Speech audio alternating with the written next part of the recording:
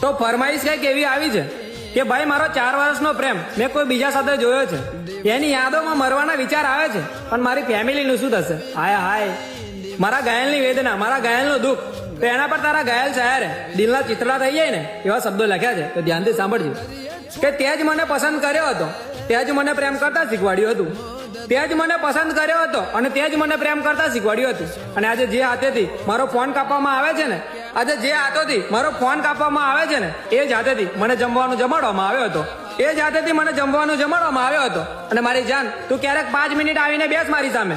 મારી જાન, તું ક્યારેક 5 મિનિટ આવીને બેસ મારી સામે.